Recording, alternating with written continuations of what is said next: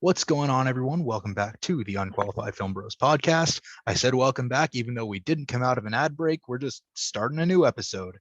So, pending the results of Josh Brolin's blood test, I won our trivia event when we were all in person in Washington, D.C. So, we're doing the same system that we came up with after the first playing of Funky Film Reviews, which I'm excited to play again sometime, hopefully soon. Since I won, we're talking about my favorite movie, which if you went back and watched, one of our previous episodes, like I said last week, you would know to be The Princess Bride. So I'm going to gush about this movie for the next 45 minutes. So why don't you guys start us off? What'd you think? Let's start with Declan, because three of us have given this film its deserved 5 out of 5 on Letterboxd, and Declan, whose review of The Princess Bride this evening started with, "This is a perfect film, right?" And he gave it 4.5 stars. So Declan, take it away. Did I really give it 5 stars? That's what I had to check before we recorded. Here is my reasoning for the slightly lower score. First, 4.5 is an amazing film. Like, I just want to be clear, my system, 4.5 is fantastic. The first third of The Princess Bride is literally perfection. The remaining 2/3 of A Princess Bride is not quite perfection, but only just lower than perfection. Wait, so what? Because of that, I was kind of like, do I give it a full 5 or do I give it the 4.5? I'm leaning towards giving a 4.5. Maybe in the course of the conversation. It's because Daniel Day-Lewis wasn't in it. I'll put it back up to 5, but that was my reasoning for it. Question for the audience. Yes. The math isn't working out here, Declan. You said the first third is perfection, right? Mm-hmm. And those second 2/3, the remaining 2/3. The remaining 2/3 are a little bit less than perfection, right? Mm-hmm. Okay. How do you get 4.5? So how do you get 4.5 from that? If anything, I have a question. If anything, your rating should be lower, and then we'd have more to gripe with you about.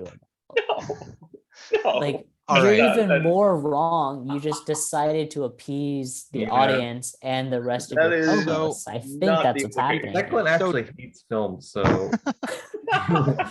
Declan, where do you define the end of the first third of the movie? Where does it stop being perfect for you?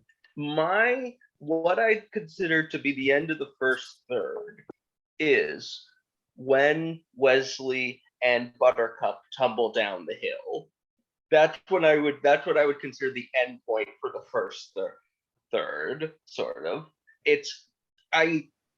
I feel like that sort of chase kind of it takes up almost like so many of like the moments that The Princess Bride is famous for kind of happen in the first part of the film. And so because of that, I always feel like it's it corresponds roughly to when Wallace Shawn is in the film, because again, he's so iconic in this film, and so it's sort of shocking to remember each time. It's like, oh yeah, he's not actually in it technically all that much. Again, I want to be clear. In the first third, so yeah, he's only in the first third. Yeah, but he's in most of the scenes, Yes. So it's like multiple storylines in that. He's still So obviously he's still in a lot, but just like he's not there for the entire story. When it's like most people talking about the film, because you bring up Wallace Shawn, and it's like, but he's only in a third. It's interesting, But that being said, though, maybe given its level of perfection, that should correspond to the rest of the movie. So I don't I'm not saying my logic is possibly not sound. I will give credit to that. My logic is possibly not sound, but I do still say that the first half is the best part of the movie, and the second half doesn't quite live up to it, but it's still like utterly fantastic. So it's like it's just the best parts come first rather than come last. That's basically what. I mean, I see what you're saying, but you kind of got to look at it is a full adventure story. You can't just stop, like in the middle. And plenty of there's memorable lines in the beginning. It doesn't mean that the rest of the film is not good, though. No, I know. I mean, that's what He's I'm not saying. saying that. He's not saying. Yeah, that. yeah, I know. It's still. Sorry, not as like I think the whole film as a whole is really good. I don't know. I see what you're saying, but I feel like you're being overly critical. Yes. I don't. Like, Princess Bride is a film that I've seen. Because I honestly love the second thirds. I mean, Christopher Guest is great as Count. Count Rugen. Rugen. Yeah, Rugen. The sixth. Yeah, no, that like stood out to me on this. And you get a lot of. I specified. Yes. He's not someone who's often talked about when talking about the film, because another thing I said is that the cast of this film is literally perfect, like literally perfect. They're very good. Just no things. So it's stupid good. You don't think to talk about Christopher Guest, but he does a remarkably good job as a villain. Like the way he looks. He really never plays facial hair. Yeah. He has this like uniquely evil sort of like way about him. Well spoken, sir. It's hilarious to see Christopher Guest as a villain on a Rob Reiner movie too. Yeah. Because like normally he's done a few things with Rob Reiner. Most famously, he was in This Is Spinal Tap as Nigel. This one goes to 11. You haven't seen This Is Spinal Tap, see it right. Yeah, definitely. Well, that's not the only movie where Christopher Guest is dialing things up to numbers. It's a bit of a reach, but I think we got there. Yeah. Yeah, I guess he is. And then there's Chris Sarandon pushing it up to 50. Yeah. And he's great as Humperdinck. I mean, everyone is great. Like such a great coward. But I mean, yeah, I think a lot of those scenes are really good. Those are the 2/3. I love the torture scenes, and I love the evil like hunchback. Who's the albino. Yeah. I mean, they've got great writing in the film. Like even the scenes. William Goldman's novel. If you guys haven't read the novel, brilliant. And he wrote his own screenplay based on his own novel. Not easy to do. I mean, I don't plan to write a novel, but if I did, I would probably make a movie out of it. Yeah, I think it's really smart what he did. The whole grandpa reading the story to his the framing device is so fantastic. Is that the best framing device ever used in the film? Like, okay, but like, what would you do differently, Declan? No, exactly. That's what I mean. It's like, it's literally like, possibly, like, can you think of a better framing? Like, has a film ever used a framing device better than the? No, because it's simple, right? Yeah, like, it's Colonel not, Tom not Parker wandering through an empty casino. Shut up. It's simple, right? I'll see myself out. It's something that we all know. It's I will tell you that we all can relate to. We've all been sick and had a loved one read a book to us. Yeah, and it's comforting. That's what it's supposed to be. It's so comforting. It's not supposed to be this groundbreaking, like, some random person telling us a story, right? It's supposed to be comforting. It's a fantasy. It's supposed to fulfill everything that we would want it to be. And that's exactly what the framing device does. I don't think Declan was like knocking it. Like, no, he's not. He's not. Yeah. I thought he was at the beginning, but wait, no. We talk about. I'm literally. But I need to answer his question. Ever seen? Like, personally, I think the best framing device is The Usual Suspects. Okay, that one's pretty damn good too. Okay, fair enough. It's a damn good one.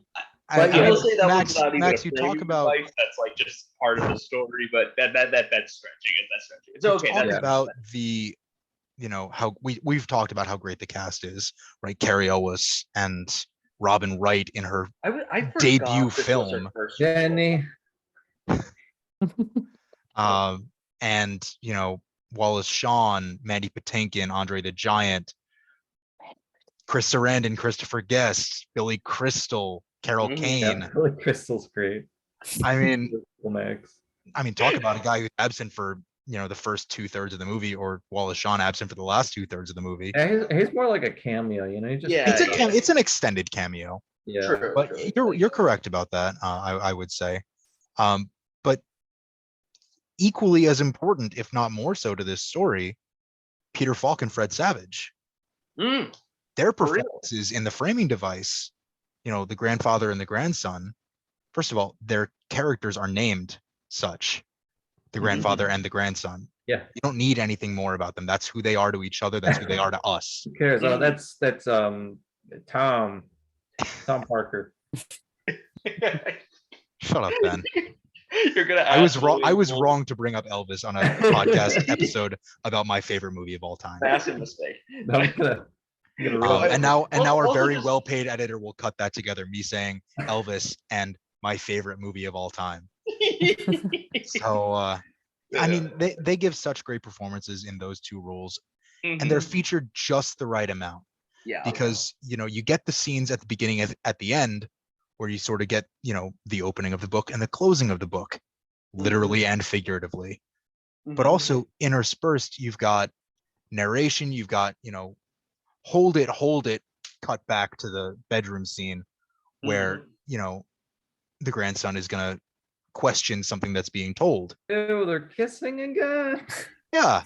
And then you get moments where I gotta say, just about that, I love the reply of Peter Falk. He's like, "One day you might enjoy it." Yeah. Little does he know. But then you've got a moment like Buttercup's nightmare about the old woman booing her as she's introduced to the queen. It's revealed to be a nightmare, and then it's just narration, where you've got Fred Savage as the grandson saying, "Told you she wouldn't marry Humperdinck," and then Peter Falk's character, the grandfather, saying, "Yes, you're very smart. Shut up." And then they move on with the story. It's just so perfectly done. Yeah. And it's not overplayed. It's not underused. And I used this phrase earlier when I was looking for a new desk chair at work. It's Goldilocks. It's just right. Yeah. And so much of this movie is, Max, you said it's so comforting because it's just right. Yeah. The whole part of it, George, is that it is overplayed a little bit, right? But like what I'm saying is that it's not overplayed to a sense where you're like, let's pull it back here, guys. No, it's overplayed to a realistic standard where it's okay, the grandson who's overplaying it, where he's exaggerating. Oh no, they're kissing again, disgusting. Like that's a reaction that we've all had when we were younger, right? Like we all know that feeling, especially coming from your grandfather. Exactly. Who like absolutely, of course, loves this story, knows the story, is telling it with his whole heart, and is saying like, this is a story about true love. Like I'm going to tell you about this. This is what you want to go for. You want true love in your life. The grandson doesn't quite buy into it, right? For most of the film. And so that's why at the outset, the grandfather presents it with fencing, fighting, revenge, it's chases, giants, monsters, true love, miracles. I think I hit all of them. Yeah. But I think you got them all, yeah. Like there's so much in this story, and they all are balanced with each other.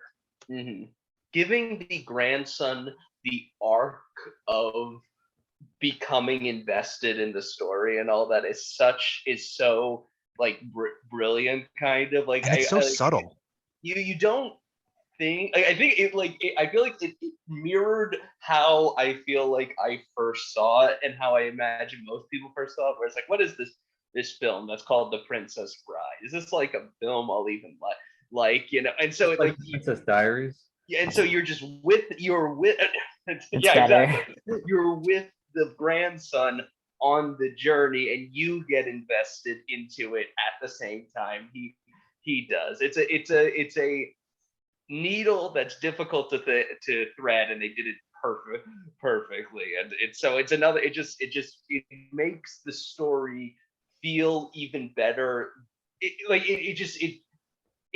think it's part of why this film has like a personal connection with so many people. I mean, what's your favorite film of all time? You know, it's like it's such a brilliant way of making sure everyone gets on board with the story. You know. Yeah, and I feel like oh, go ahead. I was thinking about this while watching it because obviously we reviewed The Gray Man. You know, The Where Gray are Man. you going with this? Oh boy. Yeah. So it had plenty of like snappy dialogue, and this one has really good fighting too. But just like to look at the difference in the character development, I mean, because I was just thinking about the writing, and also this movie is like an hour and like 40 minutes. I mean, it's just such a. I was thinking that it's a tight movie. It's so tight, especially in comparison to The Gray Man.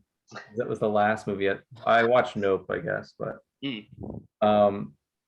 I mean, it's just like night and day. It's like The Gray Man had some snappy dialogue, and this one does too. Like, you know, the fencing scene. It's like, I have something to confess. I'm not left-handed either. You know, I mean, there's so many good lines, and yet they also, and not only do they give good backstory to all the characters in the story, but they even give backstory to the grandson and grandfather. You know, you feel like you know their character, even if you don't know anything about He's them. gonna pinch my cheek. Yeah. And instantly know what the relationship is. I mean, it's just such a tight movie. Like, there are no wasted scenes. You know, everything has a purpose. And honestly, I guess I was just thinking, like, I haven't seen a movie like that in a while. You know, it's come out recently. It's just so good, right? Like, it really is. And tight. I mean, I think that's the thing. Like, yeah. I think a lot of movies have just a bunch of fluff sometimes. And The Princess Bride is like just, it's fully good. You talked about Airplane too. I mean, Airplane also, like, there's so many movies that just have such a tight rating, and this is definitely one of them. Yeah. There's just no wasted space. Yeah. And I think a lot of times, even in the best films that we've reviewed, and there are a lot of good films that we reviewed, I'd say I'm making up a percentage. 90% plus of the films that we've watched are at least solid to very, very good films.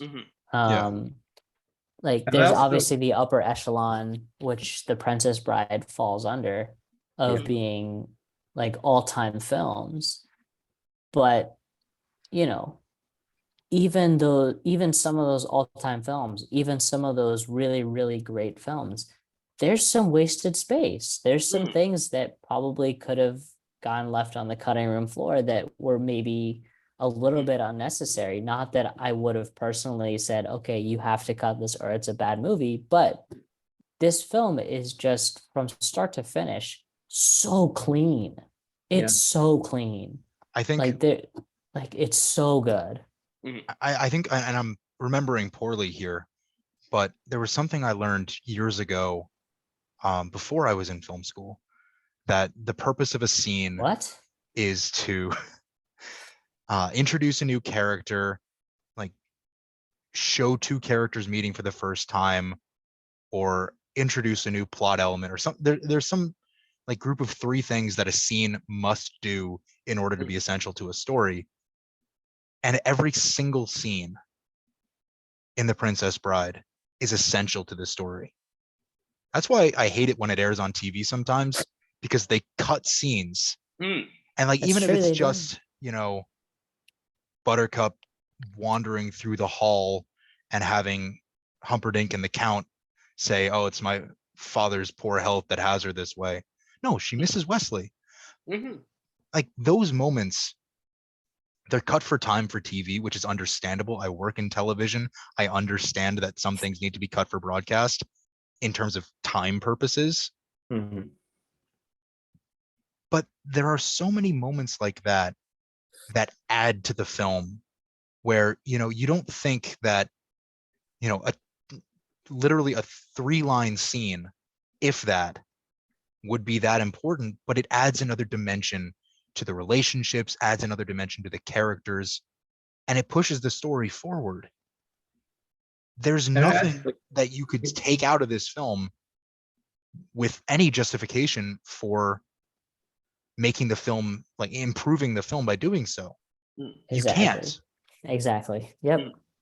I think it's important to have those scenes, like even the few scenes, because they are sort of absent for a little bit of the movie, and then you got to sort of reinforce who these characters are and how awful people they are. And it also just it's nice, juxtaposed to like another scene of our heroes or one of those group, doing something heroic. So I think it works really well.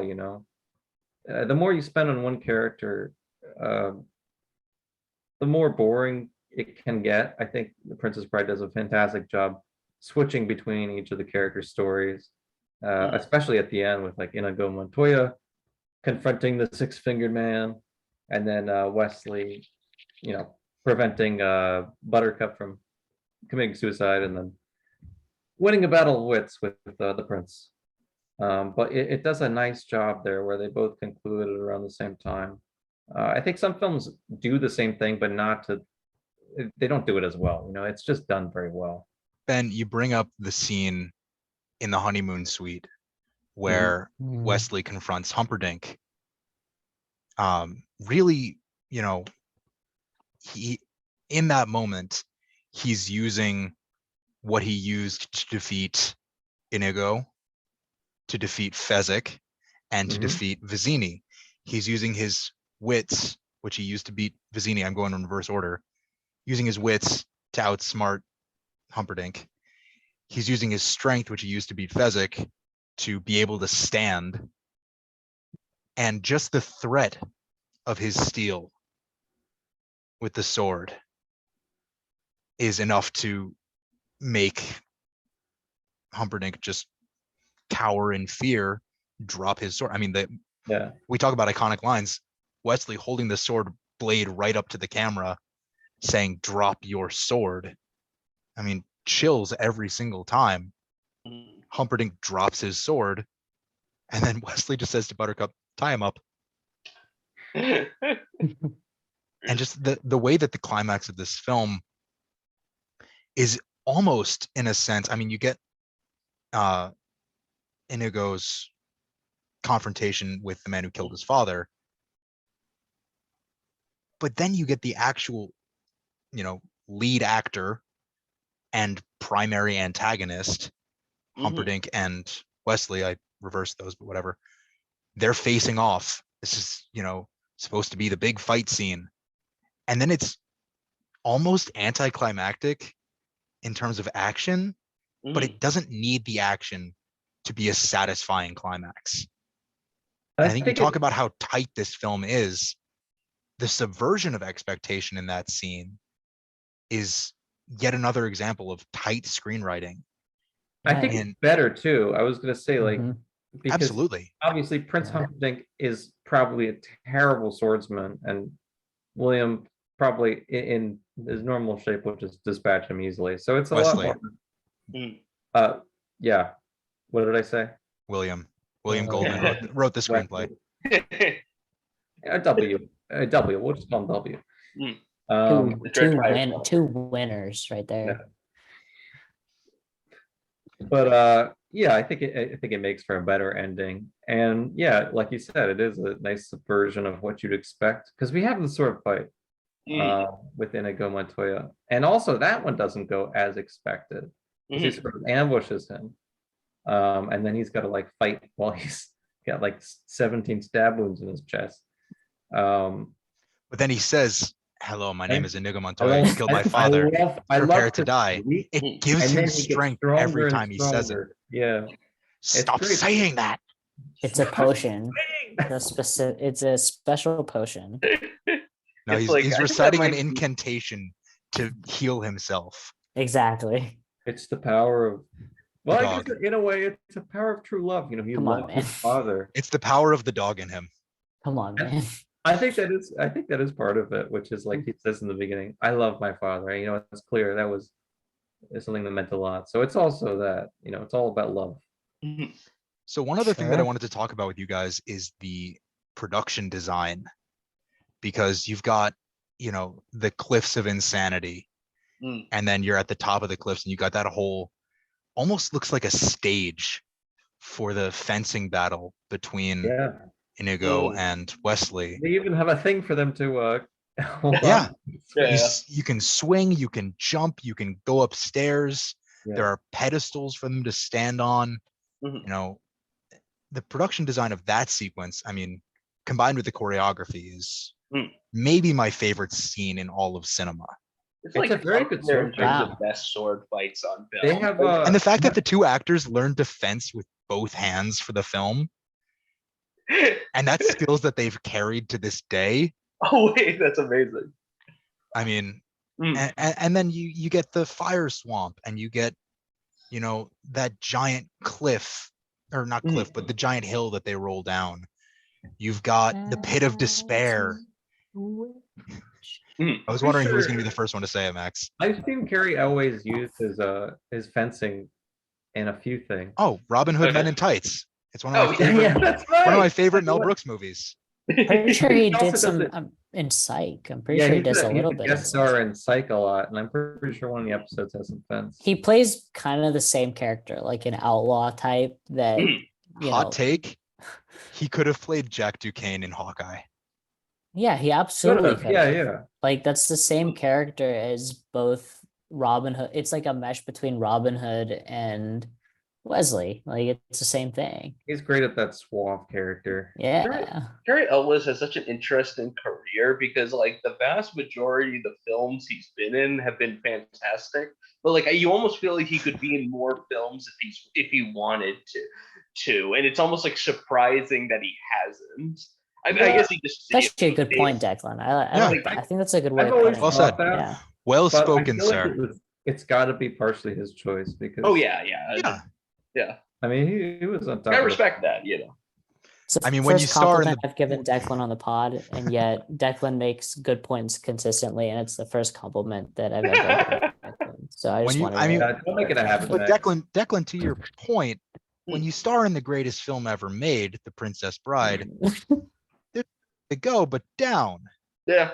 So it's no, true. But George, like you said, it's the greatest film of all time. We all laughed, but it wasn't because we thought you were being ridiculous. No. Like it's got to be up there in the conversation. Like sure, it's not. It might not be the best film of all time, but it's in the conversation of being one of the greatest films, one of the most beloved films of all time. I mean, right? Like people love this film. Classic. Like I've It's always a true used, classic. like genres.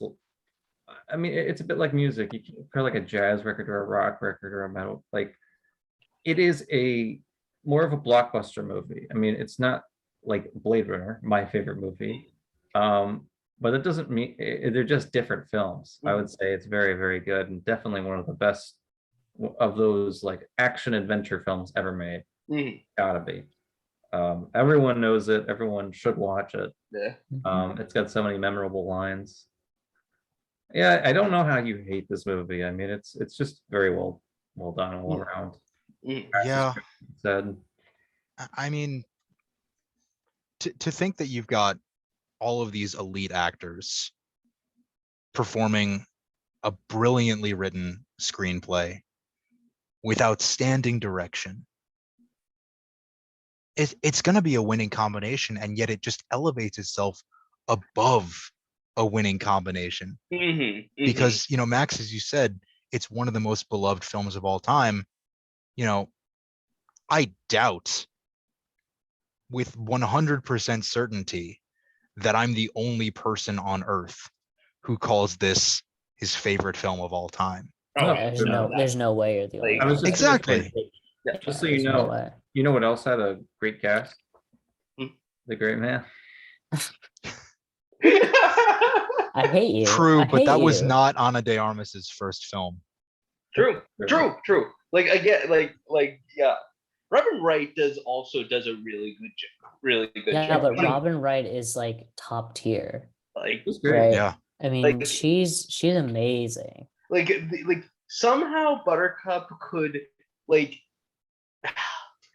I don't think this is possible, but you could imagine a worse version of The Princess Bride where Buttercup is somehow a character who you don't like. But like I feel like Sure. I mean it'd be hard. You're but, absolutely right. That would be a worse version of the film. Yeah. If what? Considering it's Like about to it's go up. just so hard to dislike a character that was designed around the storyline, right? Yeah. And Like so just Buttercup is just such a good character because of the way that she is not only portrayed, but the way that she's written. Counterpoint, you get a George? character like Vizzini. Sure. I love Vizzini. He's a significant antagonist in the first act of the film, but he's so much fun to watch, and He he's is so so much crucial to fun. the story that Mhm. you can't help but, I wouldn't say root for him. There are moments that are potentially redeeming, like when Buttercup's in the water with the shrieking eels, and he reaches out and says, "I promise, if you come back, I promise no harm will come to you." Like there are moments that Vizzini has. He's a bad guy in this film, and yet you can't help but like him because of Wallace Shawn's performance and the way he's written. Mhm. And also his crew. I think the interplay between all of his crew just is perfect. You have a great gift for rhyme. I don't think that word. I don't think it means what you think it means. No more rhymes now. I mean it. Anybody want a peanut? Or what is it? Never Never go in a never get involved in a land war in Asia, but only slightly less well known is this. Never go in against a Sicilian when death is on the line.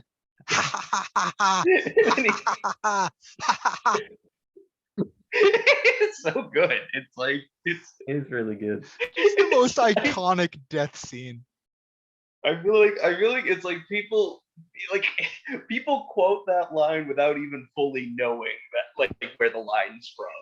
It's like, Yeah. I mean, not all. People quote a lot of this movie without knowing what it's from. Yeah, if you're quoting a line without knowing where it's from, it's inconceivable. Yeah. Like that's gotta be it. Right? I mean, I'm waiting.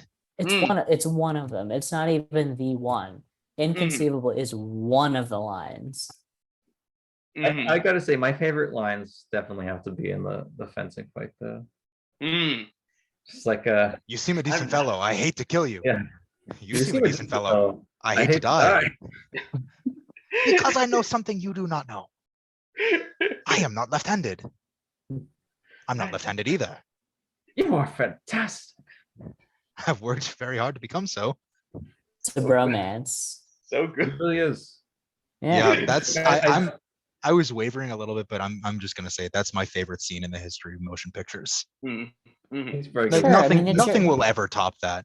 Captain America wielded Mjolnir, and it won't top that. It's your favorite film. You got to pick a favorite scene from your favorite film, right? Like, yeah. And we haven't even talked about Billy Crystal and Carol Kane. Oh man. In the Miracle Max sequence. We mentioned it. I mean, do we even have to? Right? Like that's the question, right? The one thing I always think of they're great. Movie. Oh, actually, I haven't mentioned the soundtrack is absolutely perfect. Mark Knopfler. Mark Knopfler. I didn't realize he made. Yup. It's perfectly. You can clearly see that he got a lot of inspiration from Monty Python and the Holy Grail. Like, of course. Really bad MIDI sounds and stuff. It's great. You've got, the great, da-da-da for the chase sequence, every time the Man in Black moved on to a new, challenger. You've got, da-da-da-da-da-da-da, the main, like, love theme, a happy ending. But it's also perfectly, like a lot of the action, like, soundtrack is perfectly campy with the sound that he got. I'm not sure what keyboard he used to make it, but I mean, it's just so perfectly campy. Yeah. and it works so well because the movie is very campy. Like it understands that it's not taking itself too seriously. It's about true love. Bye, boys. About fun, Have fun storming the castle. Think it'll work? It'll take a miracle. This is also the movie where I feel like Rob Reiner got a lot of influence from Mel Brooks, especially with that scene. It always reminds me of like yogurt. Spaceballs and The Princess Bride came out the same year. Vibes, even though they aren't the same. Like I still feel like I feel like they're like I don't know how to describe it, but for some reason I associate Spaceballs and The Princess Bride together, even if they're not like entirely the same. It was Carl Reiner worked with Mel Brooks, right? Did he? For all of time. Yeah, Carl Reiner worked with Mel Brooks like for about 60 years. Yeah, I assume probably learned some things from Mel. Yep. Absolutely, yeah. This is the movie that has the most influence from that. And yet it's got it has its own unique voice. Oh yeah, where it doesn't feel like a Mel Brooks film, but you can feel the influence. I get what you're saying, yeah. I think I love this movie, especially with Miracle Max. It's like I ever had an MLT. Nice mutton, lettuce, and tomato sandwich. Wonderful. No, it'd be great if I said True Love. That would be a great cause, but that would be a noble cause. Drew Blade. Drew Blade. You were playing cards and he cheated. Get back, witch. I'm not a witch, I'm your wife. It's so quotable. It's so good. It's great. It's so good, dude. Like every single Billy Crystal's goes perfect. so fucking hard. Like George, this might not be all of our favorite movies, right?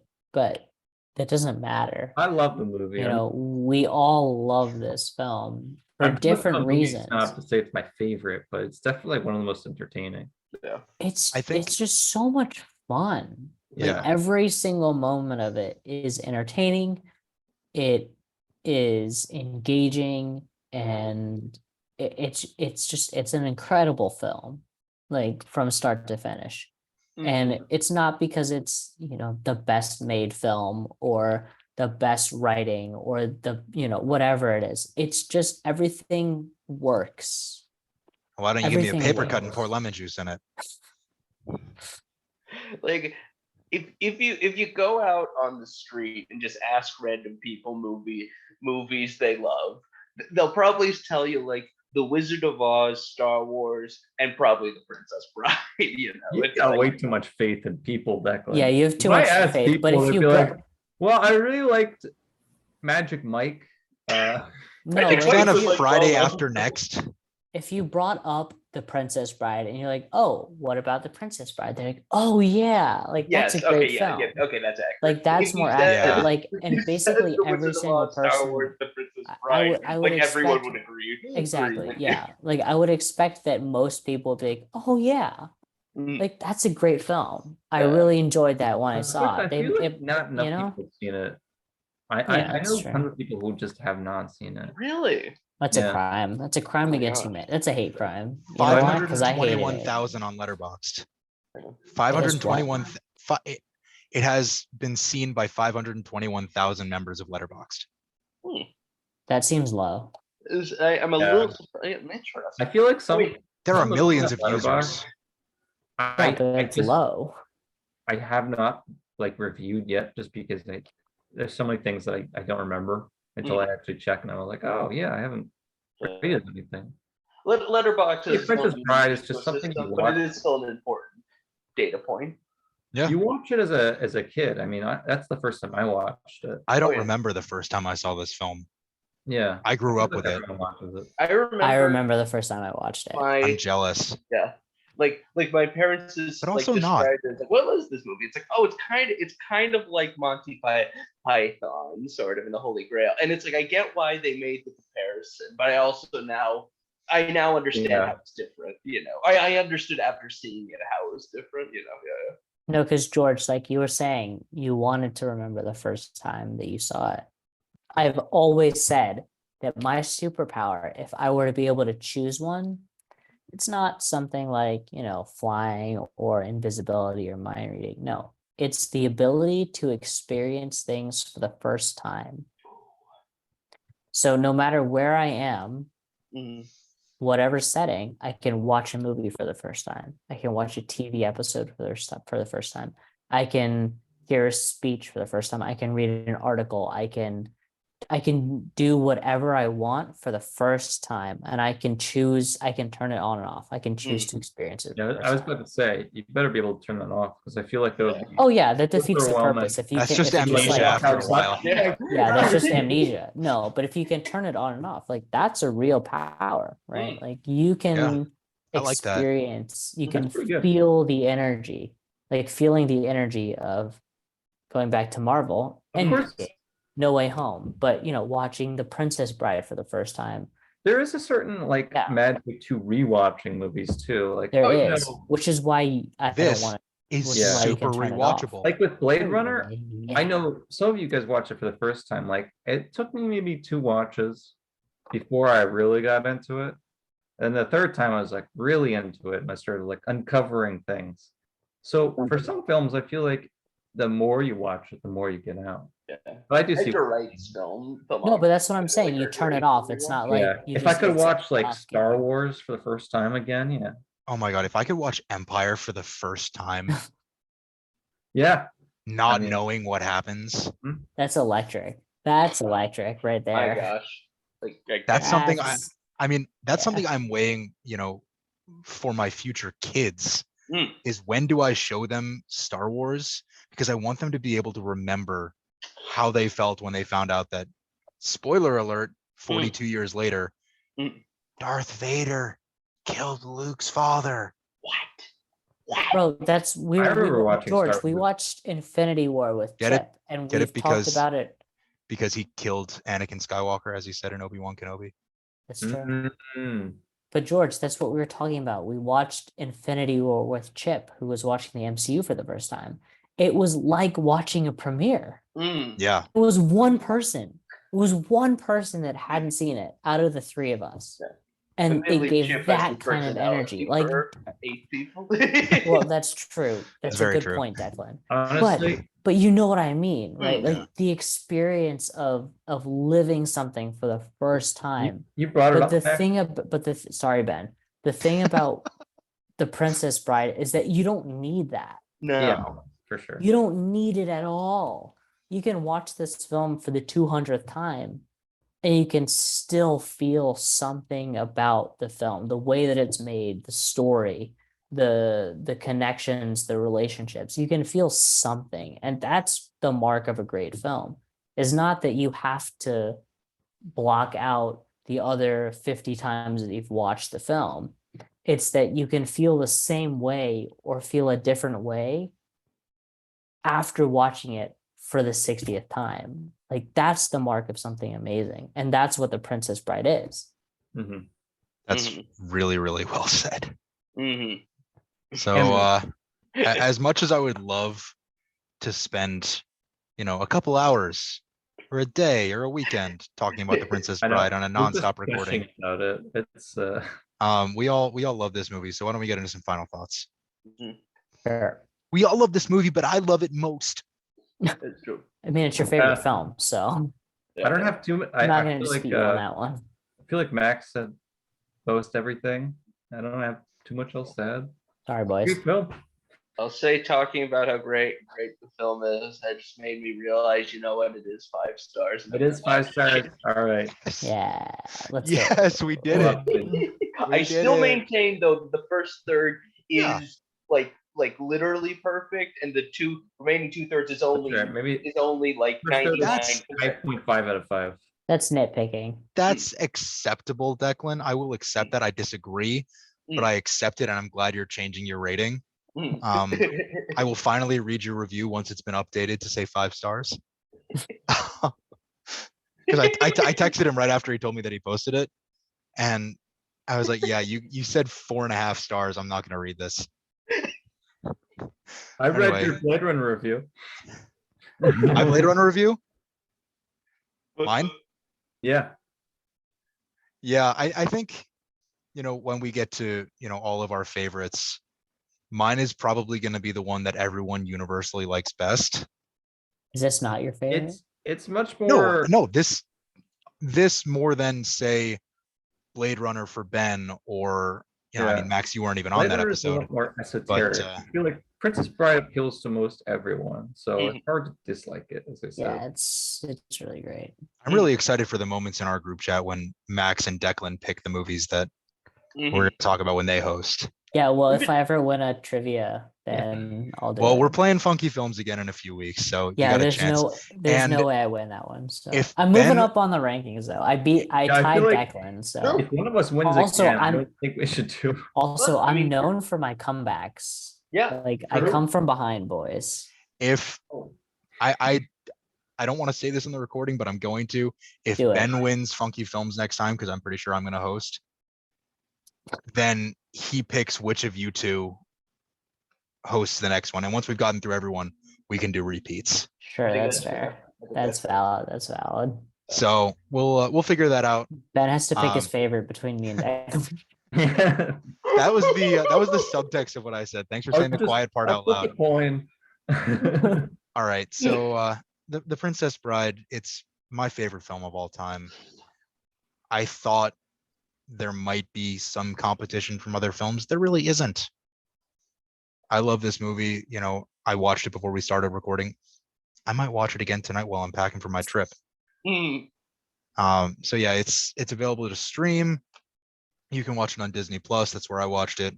Obviously, it's available on other services for varying prices that you can choose to pay or not.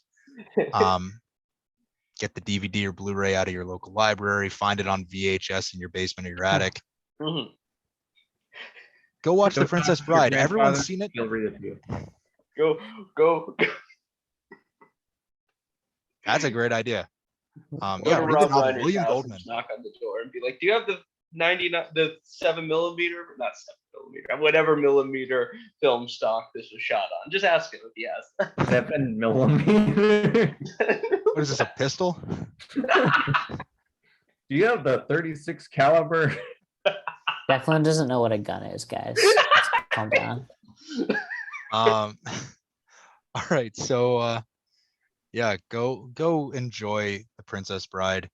Shout out to my screenwriting mentor, Bill Mesh, for talking about William Goldman with me for a couple of class sessions. That was really fun. Yeah, I mean, Props. watch The Princess Bride. You've seen it yeah. already. Watch it again. Go see it. Even if you just watched it, see it. And if you haven't seen it, you better be like 8 years old. No, just Brexit. So, You haven't seen it yet. So somebody's got to say it, so I will. As you wish. Love Good night. you wish. And